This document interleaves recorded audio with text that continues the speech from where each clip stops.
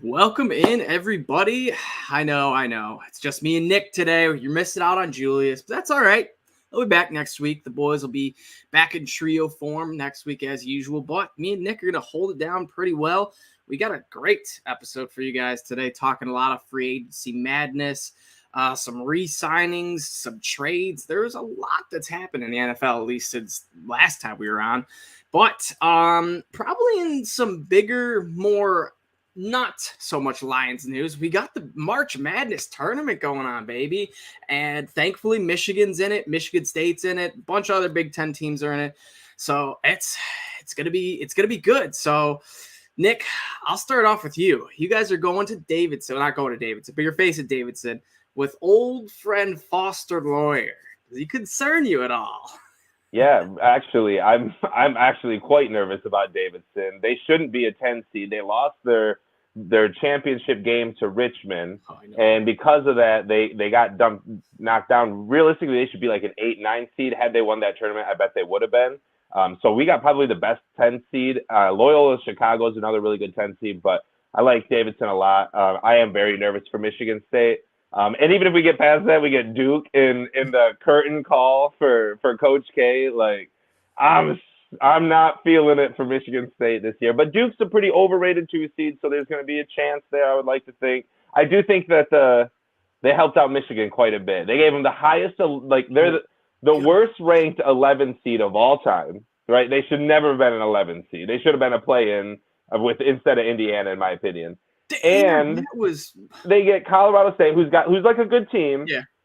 But still, that's not the hardest matchup in my opinion. And then Tennessee after that, that'd be pretty hard. But I don't know. I'm glad both are in. I hope they all win. It's funny because had Tennessee lost to Texas A&M in the SEC championship, Texas A&M would have got the automatic bid, and they maybe would have kicked Michigan out. I don't think so, just because they were loving on Michigan, I guess, and they made the highest 11 seed. So I feel like someone else would have got the boot. But oh man, I'm just glad we're in. And I will say, Michigan was one of 3 teams over 500 that got an at-large bid, which means you didn't win your tournament or you weren't one of the first 4, like the playing games.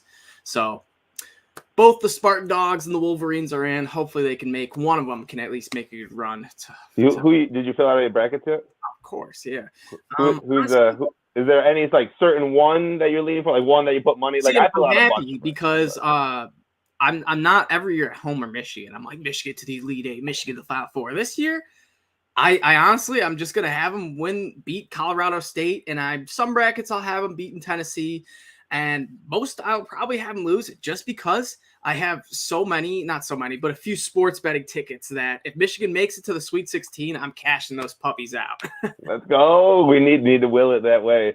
Well, other than Michigan, are you leaning anybody else? Kansas, Kentucky, Villanova? Arizona. I like them. I've always liked them. Yeah. Kansas, I don't know. They're weird in the tournament. They are very weird. They either have it or they don't. So I got them getting upset for sure. And it's funny, 9 Big Ten teams, and I think I got one of them in the Elite Eight. Yeah. Realistically, I have no confidence in any, and I think that one is Iowa. And realistically, I'm just going off of the back of what's their main guy? He's I think it's Keegan Murray. Yeah, exactly. Yeah, I'm just banking on him just coming out, and then the 27-year-old 8-time senior, those two just running house with Iowa. Other than that, I really have no confidence in any Big Ten team. Illinois, Purdue, none of those teams excite me. None of them. Wisconsin. That's how it always is, it seems. And then, honestly, 2 or 3 are going to end up in, the Elite 8, Sweet 16, where you're going to be how the hell, what the heck? It'll be Michigan State. It'll be what the heck? Every year. We got to just, pick them every year. So. I hope so. But back to football. Little combine talk, because next week we're having Ryan Matthews of Pride Nation come on the episode to talk the number 102 pick, talk some quarterback talk, because he is one of the few that believes strong the Lions need to take quarterback at pick 2. So we'll be talking about that. But Nick, I think we could both agree, since Julius isn't here, that Malik Willis is by far the best quarterback in the draft. Yeah, I don't know if I personally would say he's the best quarterback in the draft. I don't know if I would go by far because realistically, I do think Matt Corral and Kenny Pickett are kind of not getting love where they should. Um, but Malik Willis is just the man. And is he deserving of a number 2 pick? I don't know. We're here to debate that next week, not this week. But in my opinion, as I said last week and many other weeks, I absolutely believe he is he's just the real deal. He's electric. He'll bring Detroit to a shot that no one really gives them right now. It's almost like a Jalen Hurts but better. Philadelphia shouldn't be this good. Jalen Hurts kind of wills them to victories at the end of games. Jared Goff can't really do that for us, but Malik Willis could do that for us. I absolutely love him. Please get Malik Willis, but he was absolutely the best at the combine. Kenny Pickett looked good. I think a couple guys kind of we're good for the back end. What Notre Dame, Cone from Notre Dame looked all right. Zappy from West Kentucky looked all right at the combine. But realistically, it was just Malik Willis. He had such an arm on him. Oh my gosh. You see him bombing it 80 yards on just a flick of a wrist. So that's what I want, man. And, Malik Willis, he might not be the franchise quarterback for the next decade or so.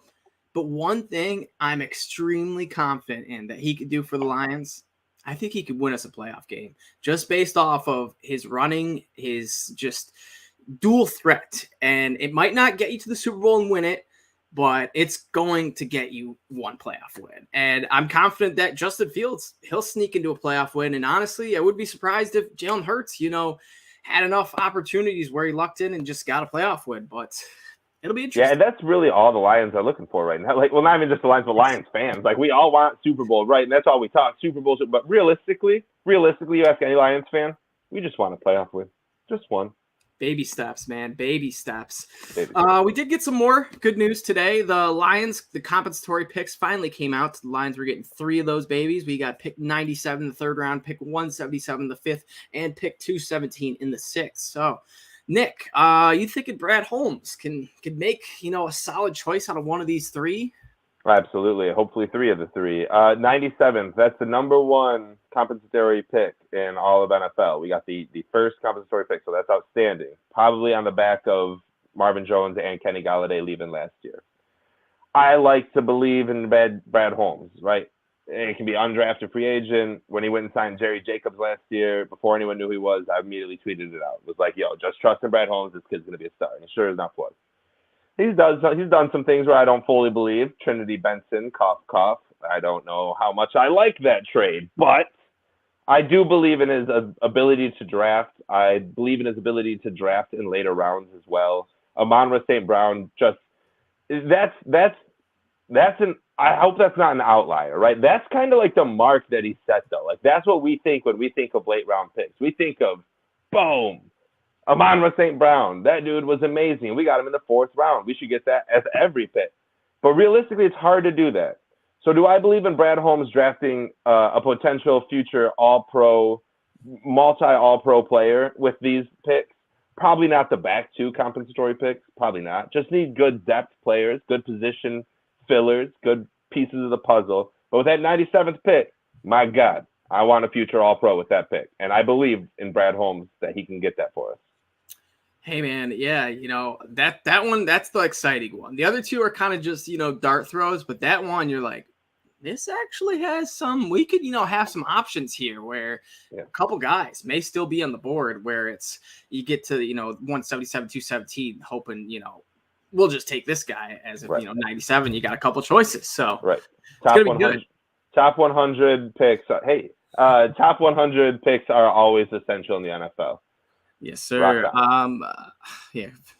Mama's a Led Zeppelin fan there. Let's get into some free. Let's pause Ridge talks. Let's talk a little trade nonsense because there was a lot of trades that happened this week. More kind of just surprising than others. And we'll start off with, I guess we did cover Russell Wilson a bit last week. So the one we didn't really cover was Carson Wentz. And he is going to the Commanders. Why this is important? Because Lions are playing the Commanders this season. So, Nick, how much of an upgrade at all do you think Carson Wentz is? And do you still think that this is a winnable game for the Lions? to answer the first question, an upgrade over like Tyler Heineke, or who was there? Yeah, he was their boy last year. Yeah, Ryan Fitzpatrick. Yeah. I think it's a big upgrade. I mean, Carson Wentz potentially can lead a team to the playoffs. I think Indy was really good last year. They probably should have been a playoff team. Carson Wentz may have been the reason why they didn't make it because of his last game. But he can lead teams to playoffs. And Washington has a good team. They were like a quarterback away, it seems like, in my opinion, because their defensive line is outstanding. If they get the pieces of the puzzle for the secondary, their defense could be elite. Also playing in that division, they could get into the playoffs very easily because I don't really trust anyone in that division. Their offense is lackluster. Outside of Antonio Gibson, who was a poop last year, he wasn't nowhere to be found. He never got off the offseason bus. Other than him and Terry McLaurin, their offense isn't much to write home about either, but you're a quarterback away from changing that. And that's how important the quarterback position is in the NFL. It's what gets me back to Malik Willis and the Lions. It's why I think we should go after him. But I do think Carson Wentz is an upgrade. I do still like to think that is an extremely winnable game. That's like almost a must win. I don't know where it is on the schedule because they haven't come out with that yet, but it doesn't matter where. It could be game 1, 2, 3, all the way down to 15, 16, 17. That's a must win because we need to beat teams like Washington, Philadelphia, the Giants. Like all those teams need to be wins. And I'm almost happy that they got Carson Wentz as opposed to, granted, Russell Wilson, if he went to the Commanders, we still wouldn't have been an offset.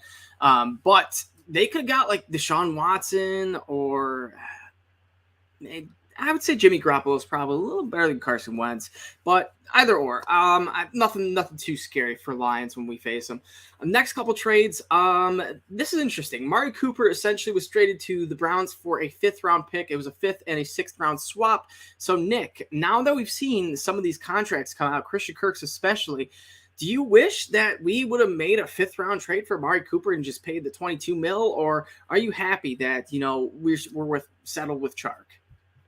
So I'm going to first start off by addressing the Cowboys and how moronic they are to trade away a 1st-round pick for Amari Cooper, who you could have drafted with that 1st-round pick, Deebo Samuel, A.J. Brown, DK Metcalf. Let me know if any of those names would have helped out the team rather than Amari Cooper, Ben Younger. So moronic Cowboys trade a 1st-round pick for Amari Cooper at $57 million, like for 3 years, whatever it is. Trade him away for a 5th-round pick and a 6th-round swap, but basically just a 5th-round pick. Who is okaying this? Dude, Jerry Jones needs to stop putting his nose where it doesn't belong because he doesn't know how to run a team. They haven't been relative or talkable in the last 30 years. I mean, when was the last time they won the Super Bowl? 95, I think, or something like that. Like, we're going up on 30 years, and they've never even won a playoff game since then. They've got 3 playoff wins since, our last Super Bowl. And 3 playoff wins. Game against the Lions, which and one, hilarious. Yeah, that's right. Exactly. Yeah, exactly. And they've never won a game they've never been to the NFC Championship game since then. Obviously, never been to the Super Bowl. They're an embarrassment, honestly. And we say that on a Lions podcast. At least we know, we're heading in the right direction. It seems like the Cowboys are extremely stagnant year after year. I don't know what's going on over there. I really, really, really don't. As for the trade, go ahead. No, please. To put in perspective, would you rather, be in a fan base or be a fan of a team that's that they're bad, or a team that just keeps taking big swings and misses and the Cowboys? I don't know if I could handle it as a Cowboys fan because it's as a Lions fan, you're almost all right, well, all these free agent signings didn't work out. We lost a bunch. Here we go, baby. We got the boys. We them boys. Yeah, exactly, dude. What, dude? That's tough for them. That is tough for them. I wouldn't want that. I either go big or be at the bottom. The Lions are at the bottom. It's okay. We know that. We're okay with that. The Cowboys think they're on the top every year, but finish right in that below average, and that's just got to be painful. But we don't like the Cowboys, so screw them. How about that 5th-round pick for Amari Cooper? I don't know if I would do that, dude. I don't know. Just all right, yeah, obviously I would trade a 5th-round pick for Amari Cooper, but he is expensive. Yeah. We are, as much as I am trying to will this team to and trying to will the fans to understand that we might be a playoff potential team this year, and having Amari Cooper would help that a lot. I just think the salary cap that he brings along is nowhere near worth it when you can get a guy like Shark, who we'll talk about later on. It just isn't worth it. It just isn't worth it. Like, he got 1 year left on his contract, or? I think so, yeah. So he's gone after next year, so you're just basically signing him for a $22 million contract. That's what you're doing, but giving him a 5th round pick for it. No, I don't really need that. If we were maybe closer, then I would kind of see it. But Cooper had a drastic drop off last year.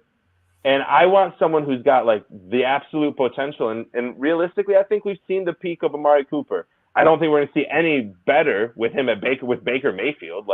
We saw peak Amari Cooper because of the quarterback, realistically. Dak's going to be the best quarterback he ever plays with, and that's just what we're going to see.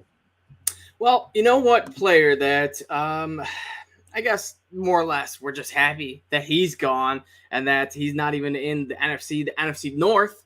That's Khalil Mack. Finally, the Bears are rebuilding, imploding the team, which I'm kind of happy about, but these are little trades that makes me concerned that they might have a solid GM in Ryan Poles. So hopefully he does something crazy and puts a hole in the Bears for us. But Khalil Mack traded for a 2nd and I think a 5th or 6th or something, but it was a 2nd, which was the main piece of it. It was a 2nd and 3rd, wasn't it? 2nd, 3rd, or 2nd and might have been a 2nd and 4th.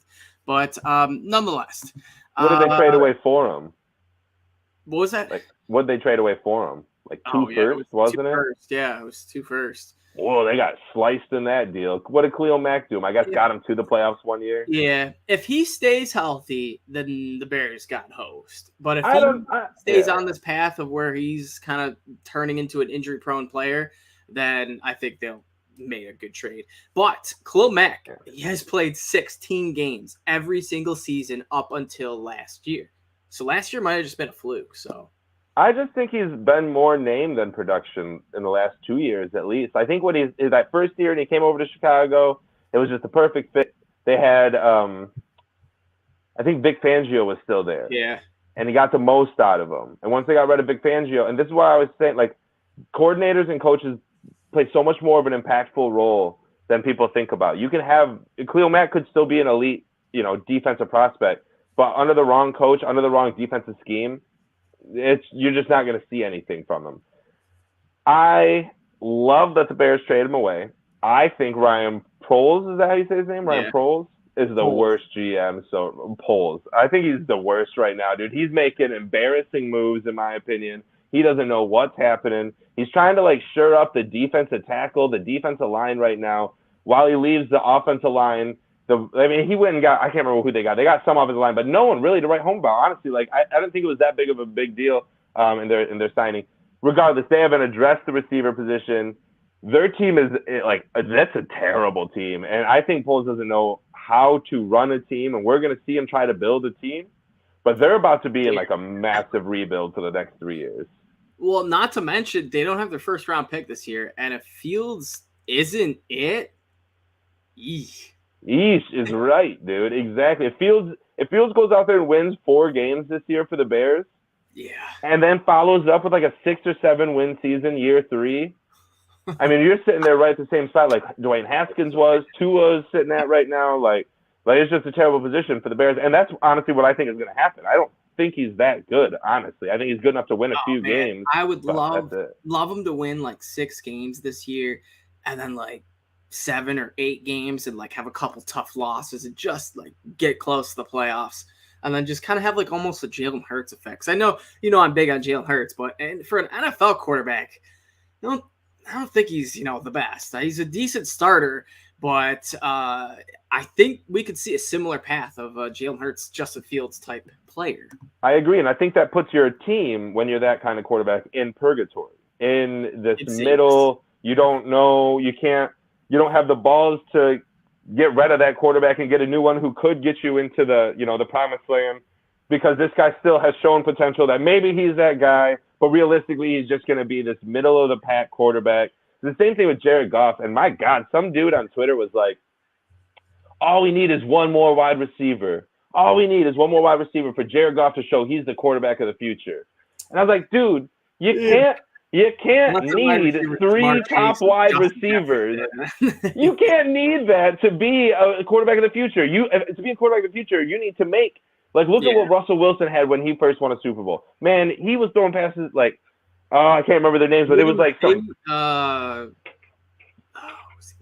Doug Baldwin. Who did decent? It was like Doug Baldwin, but he was throwing like touchdown passes like Chris Stevenson, like some random name that no one ever heard of except for in the Super Bowl when he caught 2 touchdowns and 120 yards and stuff like that. Tom Brady was making guys look amazing. David Patton, guys like that you'd never heard of before. These are the quarterbacks of the future. You know what I mean? These are your quarterbacks you want to hang your hat on. You don't want to get a quarterback because injuries happen.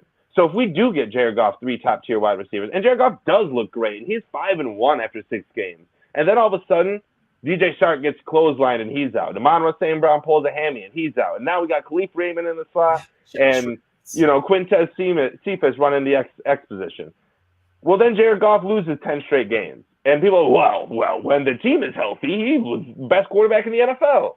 Yeah, but that's not going to do anything, man. It's the NFL. People will get injured. So I couldn't believe it. I don't even know how I saw that tweet, and I just was like, this is the worst tweet I've ever seen. There's always people out there that are either, just out of touch or just, way, way too good. Yeah. But there was quite a few signings, as you guys may have heard or know. So let's dive into that, talk about some free agency breakdown. All in all, I didn't really see I honestly don't think there was one contract, maybe one, and it was Hassan Reddick, 3-year, $45 million, that I would have paid for any of these contracts that went down. And I will say there's still a plethora of players out there that haven't signed, but from the wide receivers, you had Russell Gage sign a 3-year, $30 million, would not pay that. Zay Jones, 3-year, $24 million, would not pay that. Christian Kirk, 4-year, $72 million. Absolutely not paying that. So out of those wide receivers, Nick, any stand out, or are you happy that we got DJ Chark for 1 year? Very happy on the latter. Very happy we got Chark over these guys. What stands out to me is Christian Kirk getting that much money. I get Jacksonville. Jacksonville went heavy. They won a free agency. They went heavy. They were like, now they did this before. A few years ago, they did this with Blake Bortles, and they ended up buying a team that got them to the AFC Championship game and lost to New England. So I get why they're doing it. Good for them. I'm not paying Christian Kirk that much, nor am I paying Zay Jones that much. I can't believe they did. And then the result of Jacksonville paying both those receivers that much is losing linebacker Miles Jack, which is embarrassing in my opinion. Bring him to Detroit, baby. Gotta bring him to Detroit, which is why we love DJ Shark. Already recruited him. Yeah, he's already. That's just what we love about him. But I tell you, the one deal that I would have been all right with sniffing around was Russell Gage at $10 million a year. I would have took him for $10 million for 1 year.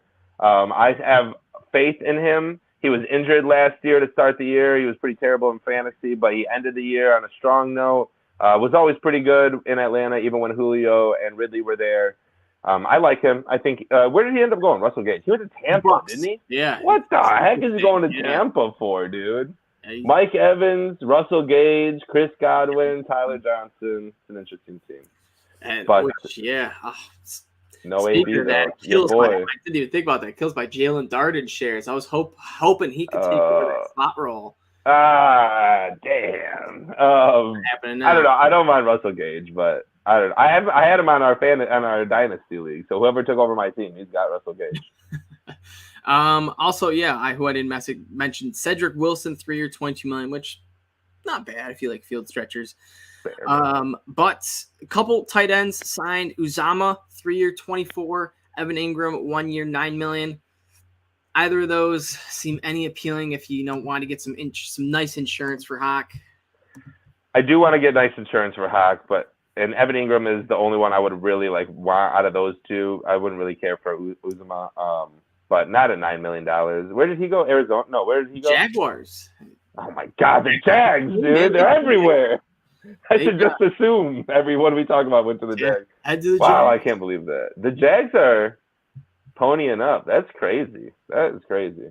They did, and then you know what stinks real quick about the Jags ponying up is all their guys they ponied up for, except for like 2, are offense. So what does that tell you? What they're going to do in the draft? Go defense. Yep. Aiden Hutchinson's going first. I don't want it, but Oh, it just seems like that's what's going to happen. Also, what we're going to get into later is Charles Harris, that re-signing. I think that played into Brad Holmes kind of knew what was going on and said, look, maybe we get Hutch, but I don't think so. So I need some insurance here. Yeah. But one guy I will say, this one was the one I will say I did want, and it's Marcus Williams. 5 years, $70 million, $14 million per year. And for me, that seems, I don't know if the safety market's just not that outrageous, but I feel like that's a solid deal. So he was interested in the Jets and the Saints. So I'm not sure if we were ever in at all on him, but man, he was a guy that I think pretty much every Lion fan wanted. Yeah, I was leading the train, and there was a lot of people on it. We all wanted Marcus Williams. We didn't get him. There are still a lot of good, young, talented safeties out there. Keanu Neal, Terrell Edmonds, Jabril Peppers, all of them 26 and under. Very good, talented safeties. No one like Marcus Williams, who I believe led all the safeties over the last 2 or 3 years with 39 pass deflections. Kid's a baller. Baltimore got a good one. We said it in our group chat, and I'll reiterate it here. He didn't want to go to a team that was about to lose, I don't think. I think he wanted to go to a team that was very win-ready, and I think a lot of guys in the league love Lamar Jackson. I think a lot of guys want to play in Baltimore with John Harbaugh. It seems like just they've been known to get studs. Well, exactly. You just throw in the legacy that is the Baltimore Ravens defense all the way back to 2000 with Saragusa and Ed Reed and Ray Lewis. You know what I mean? And those guys were just amazing. And it continues 22 years later, where their defense, except for last year, really has always been one of their stand-up. The things they hang their hat on. So it makes sense that he went there. I think we were always kind of a long shot. I think we're kind of a long shot with a lot of top-tier free agents right now, because top-tier free agents finally get to choose where they go. After 4 or 5 years of not being able to choose where they go, they get the opportunity. And rarely does a guy entering his second contract want to be like, bring me to Detroit. We're going to win it all. No one ever says that. So, I mean, one day, baby. One day. We will have it. Yes, amen. It's going to happen because, the Red Wings turned into, a powerhouse. Granted, we were just paying everyone off the butt, but still, we were, people want to play for the Wings. The Rams paid everyone last year. That's true. Yeah. But before we dive into the Lions re-signings and new signings, even though it's just one, a couple quarterbacks have big-time name quarterbacks that are going to have some implications on the NFL this year. And one is Sir Tom Brady coming back. So, Nick, I know this is a Lions show, but the GOAT is just too big to not talk about any sports NFL type show. So do you think Brady coming back is, you think the Bucs are gonna get to the Super Bowl, or do you think that he should have just stayed retired and Matthew Stafford should have just put him to bed like he did? Man, Tom Brady pulled a Borat joke basically and said a joke, waited 2 months, and was like, nah, you know what I mean? Like, dude, this guy flip-flopped on us. He flip-flopped. You can't do that. Shout out to the dude who bought his last touchdown pass for $518,000, and it's not even his last touchdown pass anymore. Tom Brady needs to buy that ball back. Tom Brady needs to be like, that's my bad, dude. That one's on me. Here's $500,000 back. Sorry. But, I mean, they're Super Bowl contenders for sure. Right now, I don't think anyone's beating the Rams. I'm happy we don't have to play the Bucs, because that would have sucked. Because if we would have been looking at the Bucs, 2 weeks ago without Brady, likely seeing 24 free agents leaving out, easy dub. They got Chris Godwin, that's it, easy dub. And now Tom Brady comes back, and so I don't know, but Brady's got to slow down.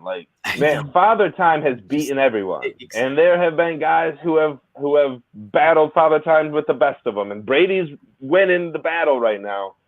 Father Time is gonna catch up, and it's one, Alex Kappa leaving, going to the Bengals is tough. Alex Kappa is one of the best offensive linemen there are. Do you think Brady is playing with fire a little bit, coming back? Do you think, we've seen this, it happens the most in boxing, and it's kind of weird to say boxing because obviously guys, gonna get hurt, getting his face pummeled, but time after time, fighters would come back and they would try to fight again, and they would blow their undefeated streak. And honestly, I'm surprised that Floyd has made it this long undefeated, because he's a guy that's like, no, I'm getting back in the ring. And honestly, I think he knew when it was time, and knew when it was time to get more money. Yeah, and when he does box too, he strategically picks his opponents. Yes. His next fight will be against like Logan Paul or something like that. Like, I don't know, just some money maker. Tag team. Tag me in, Blue. That would be crazy. I don't know, but it's Brady though. Yeah, he's never leaving. He's a robot. What the hell? And then the next other quarterback that's making a whole lot of noise in the NFL right now, that's Deshaun Watson. And it's looking like he is going to the NFC South. If it's to the Saints, to the Panthers, or to now maybe the Falcons. Those three have been kind of the leading candidates. I'm looking at the Lions schedule, and we do play the Panthers. So that's the only NFC South team we play. So that would suck that if he did go to the Panthers, because that would honestly almost feel like a loss. But I will say Deshaun Watson out a year of football. I wouldn't be surprised if we beat them, but it's also in Carolina too. So I'm now rooting for Deshaun Watson to go to the Saints and the Falcons. So Panthers are off my list. Yeah, but the Panthers kind of have a stinky team around them anyway. I wouldn't be too worried about it. Watson taking a year off, coming back, I'm not too worried about that. I also just don't think Watson is as good as everyone thinks he is. I think he's a really good quarterback. I think he's a good quarterback and a good winner, but just doesn't have it. He reminds me of like Lamar Jackson, to the point where I just don't think they're ever really going to be Super Bowl bound, unfortunately. But Deshaun Watson's a really good quarterback, and I just don't want him. I don't want him in the NFC. I hope the Browns pay up for him and just keep him out there. That'd be hilarious. Yeah, that'd be great. Yeah. Him coming Trade Baker. I guess there's like a 3-way deal being rumored right now, where it's Baker Mayfield going to the Buccaneers, okay, Deshaun Watson going to Cleveland, okay, and then a bunch of picks being switched. Wait, not the Buccaneers. Yeah, to back up Brady. Oh, the well, okay. It's a rumor. Probably won't happen, but I'm just saying. There's a lot of rumors going on. There's a lot of rumors. I may have started the rumor. Who knows? I don't know. It's a rumor. Don't worry about it. But the Lions, we said, hell with it. We're running it back, boys. Everyone's coming back, it seems like. We started off making, some solid re-signings. We brought back Evan Brown, 1 year, $2 million, which was a phenomenal play. He stepped up big time for Frank Ragnow when he went out. And if you could play center, then I'm pretty confident you could play any other offensive line position, because you're not hiking the ball. So that's that. We got Alex Anzalone back, 1 year, $2.25 million. Now, Nick, let me ask you about this. I saw a lot of people that were kind of upset with this, and a lot of people just did not want to give him any type of money. I know 2.25 it's not like a ton, but it's decent. So do you like this re-signing? Because for me, I'm all about it. I think that this dude was brought in from a new team. We gave him the captainship, I guess, and he earned it. So I think he's going to be a great presence for the defense and chemistry. And, I don't think this is a bad move. What do you think?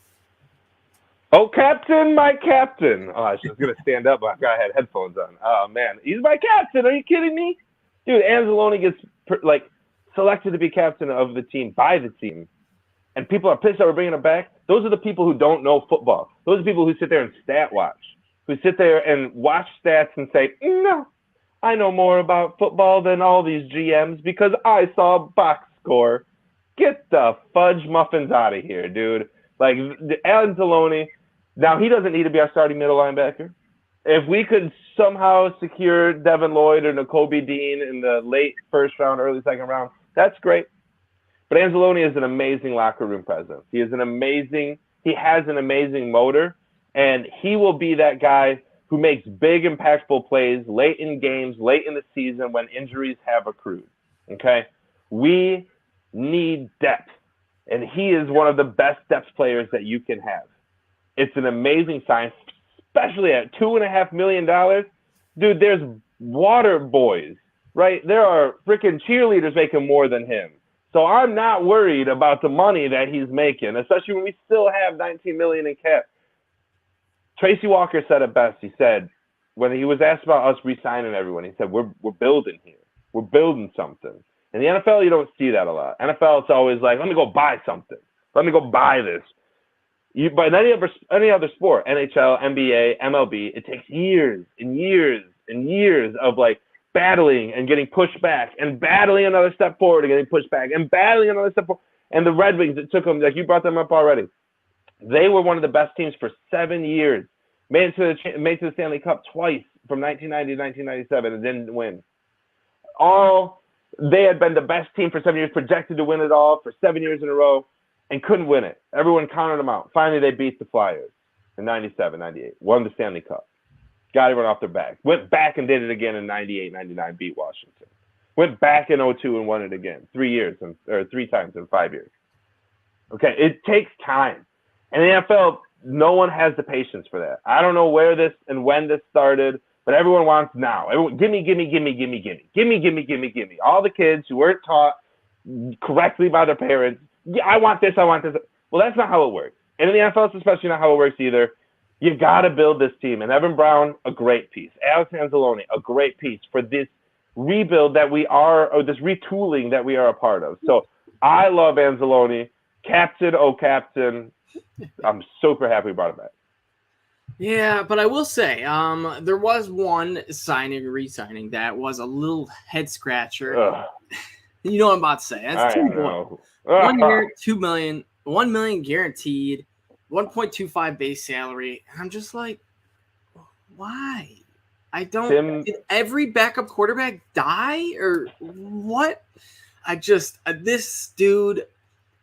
He has dirt on some. He has some sort of pictures, evidence, something, because there's just no way. Like, there's no way he can earn like not even like third string, not even like practice squad, but like backup money. And I'm not trying to like bash the guy, but man, oh man, it seems like there's tons of other backup quarterbacks out there that are just light years ahead. And maybe the backup quarterback market has gone up, and this is just, the cheapest we could get a backup. And if that's the case, then I guess, all right, I'll take it. But if we're going to, put our trust in Tim Boyle, might as well just take a dart throw on one of these rookie quarterbacks. I mean, we're already kind of in the quarterback market, so I don't know. Nick. So, yeah, tell me the difference of Tim Boyle and freaking Memphis Central University's backup quarterback who's going to be an undrafted free agent this year. There isn't one. Tim Boyle had his chance. Tim Boyle had his chance last year. That was an opportunity to go out there and show that you can be an all right guy. And he didn't do it once. There was never a drive when Tim Boyle was starting for the Lions due to COVID and Jared Goff being out. There was never one single drive where I thought to myself, okay, now I see what everyone gets. Like, there was never one throw where I was like, oh, okay, Tim Boyle might actually have something on there. Nothing.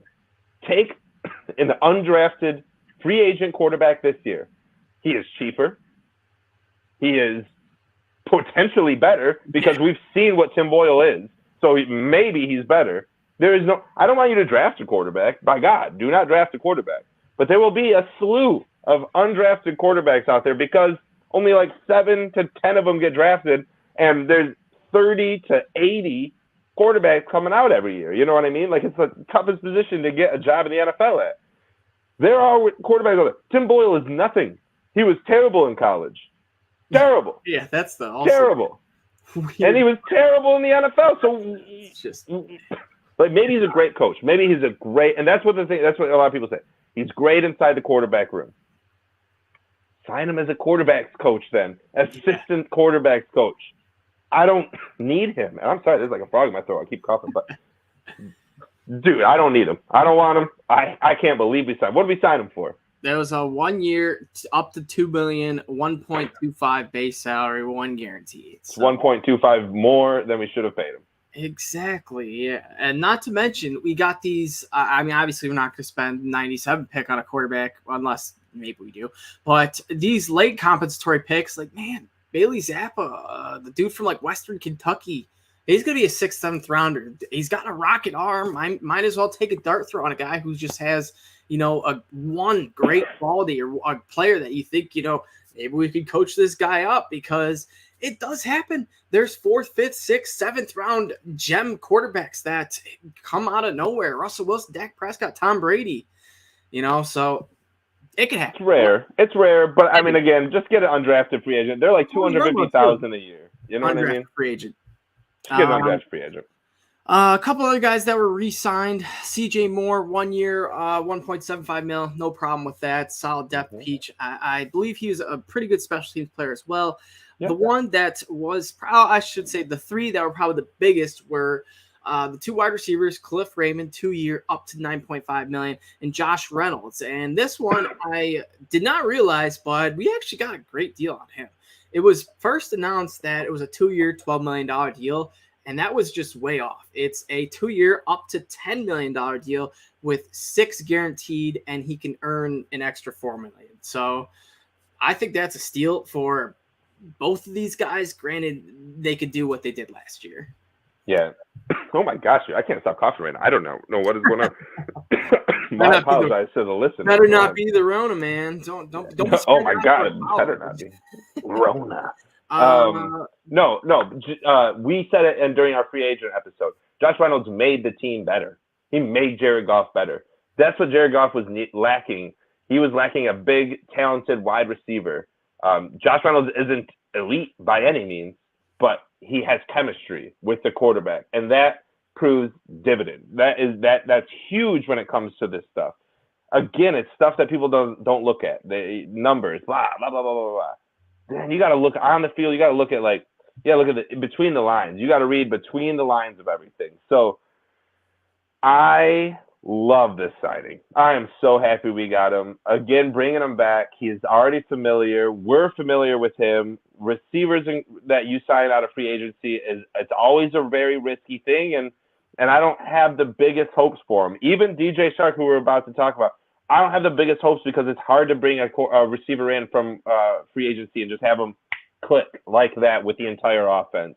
It's easier when you drafted it and kind of brainwashed into the schematical bits of your team. So I'm happy that we got Josh Reynolds. Bring him back. Khalif Raymond is a great signing. He's super fast, super awesome. Another great weapon, a good depth piece.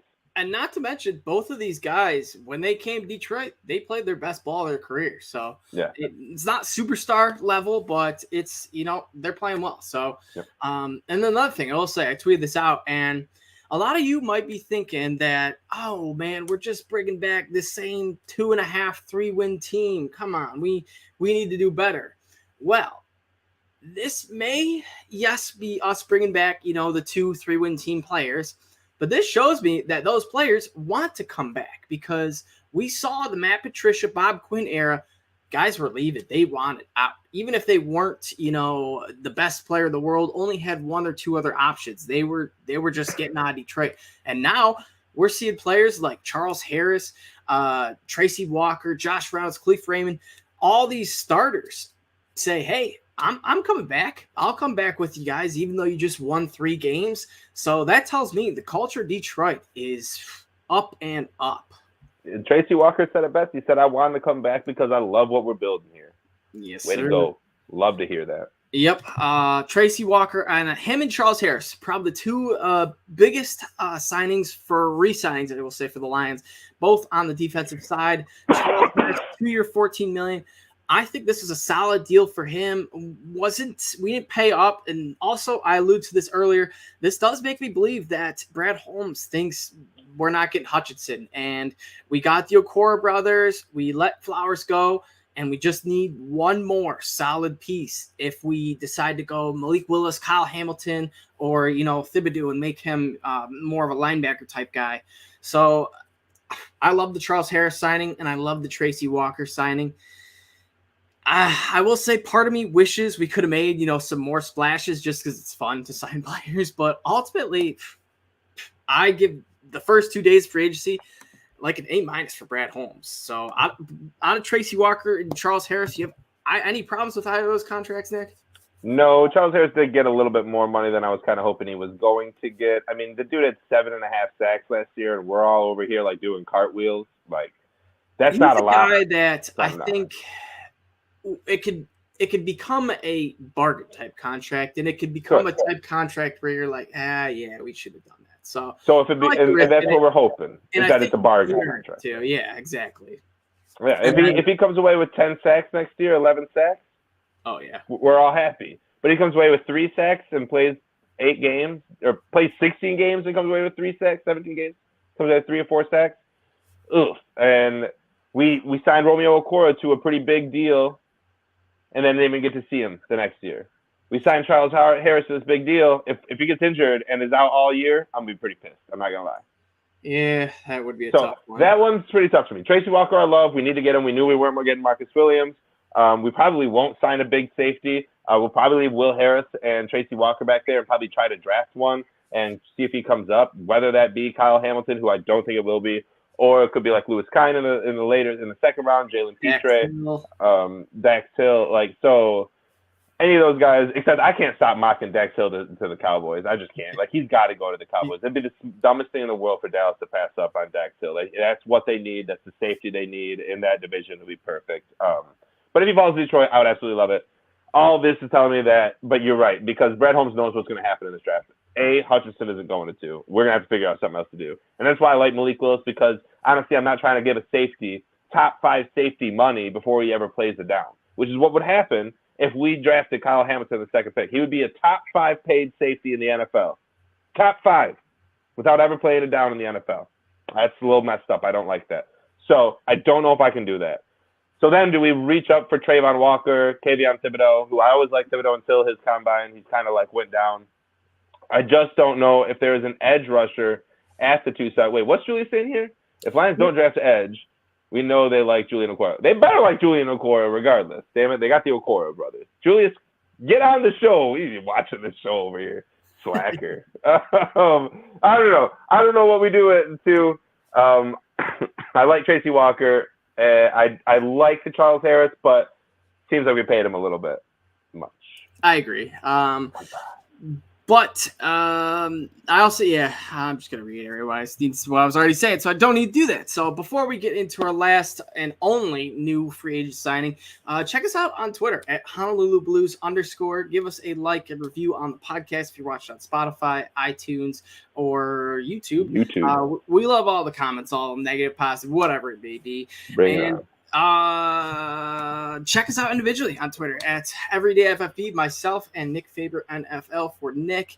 And Nick, are you ready to talk the big free agent signing that we had? Wasn't that big. It was Sir DJ Chark, and I wish Julius was running this because I'd prep a little better. So I'm gonna prep next week, and I'm gonna have a little the Jaws. Because there's been a shark spotting in Lake Michigan, boys. Yes, sir. DJ Shark to the Lions, 1 year, $10 million guaranteed. I couldn't find. A lot of people were saying it was like a $12 million deal contract. Is it a $12 million deal or is it a $10 million? Because I saw 10. That's all I've seen too. But the first initial report said 12, and it was like 10 up to 12. And then I just could not find anything that said 12. So I think it is 10, but if he earns an extra $2 million, then hey, he'll have earned it. And whatever, so be it. But Nick, we talked about this last episode. We did not want to pay a base salary of $12 million for DJ Chark. That was too much.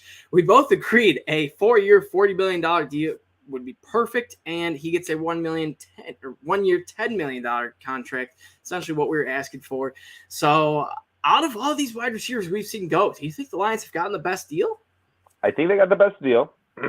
It does kind of think that we don't get Allen Robinson. I know he's a little older, but I thought we had the Detroitness. You know what I mean? I thought he was coming home. You know what I mean? Let's go, A-Rap. But we didn't get him. Probably because it's going to be too much money. I am thinking right now that Detroit is known for their electronic music. That is what they're known for. We have a festival every year in Hart Plaza, downtown Detroit, called Movement. It used to be called the Detroit Electronic Music Festival. I'm going to need to see DJ Chark there, DJing it up. All right. I'm going to need old DJ Chark just dropping the beats and making it rain with his little shark, like a little left shark costume on, maybe, you know what I mean? We just get DJ Shark. We get all these kind of puns from his name. Be ready all year. We're going to be punning the hell out of his name, and I cannot wait for it. Great signing, 6'4", ran a 4.34 40 at his combine. The dude's a beast. Needs to stay healthy. Puts his body in position to find the injury designation, unfortunately. But if he stays healthy, and if we can add another 6'4" receiver onto it with Christian Watson, our team is going to be freaking good. It's going to be awesome. I cannot wait for it. I love the Shark signing. He was my number one after Allen Robinson, so I'm extremely ecstatic to get him. Yeah, I agree. And hey, I kind of called it too, not to tip my own cap, but once I saw that Christian Kirk signed to the Jaguars and a couple other players fell, I just had a gut feeling that we were going to get a former Jaguar, if it was DJ Chark or Allen Robinson. And I was all over Allen Robinson. I was following his stuff super close, seeing if he was liking or doing or anything, and he was just dead silent. So not sure where A-Rob ends up. I really hope it's not back in the division with Green Bay, because there were some rumors, and I have seen that a bit, and he did actually favor a couple tweets that alluded to him going to Green Bay. So that would definitely suck. But with Devontae Adams demanding 30, maybe 40 million, and Devontae, you do not stop, buddy. You get that 50 million. You earned it. Take every penny from them. Yes, absolutely. And by that, I don't think they would go out and do that unless Devontae was like, nah, all right, sign him for a year and, make my contract bigger in 2023 instead of 2022 or something like that.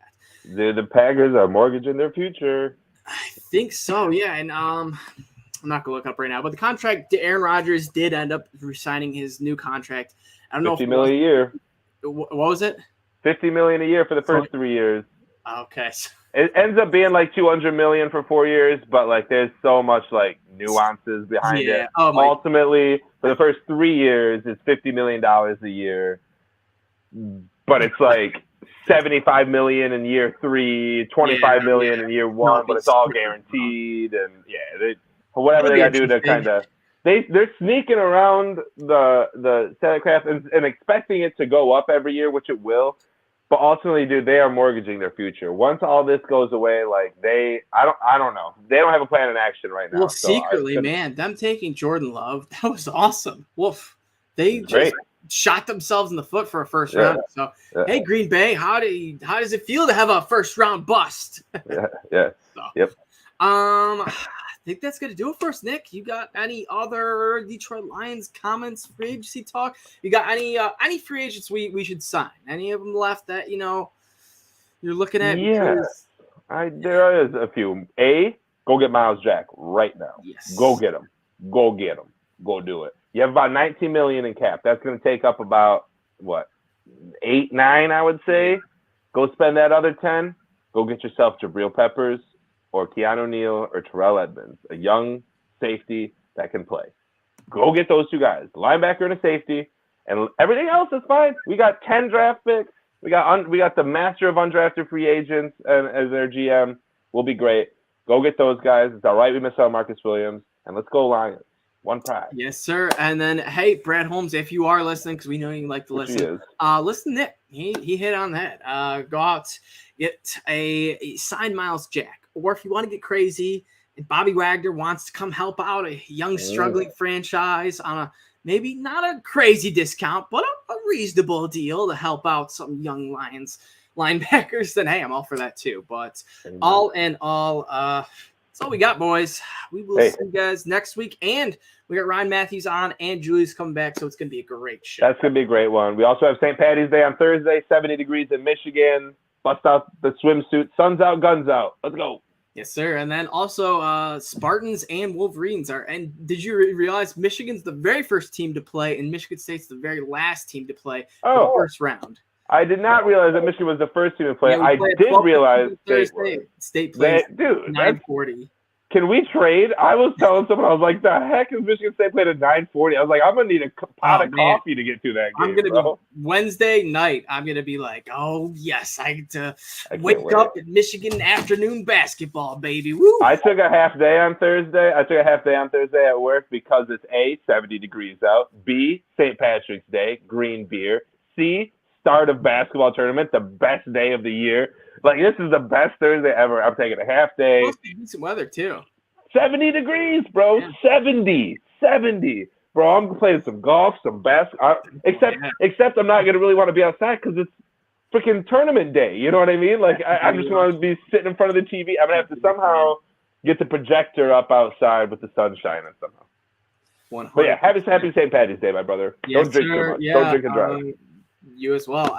And that's going to do it for us. We will see you all next week.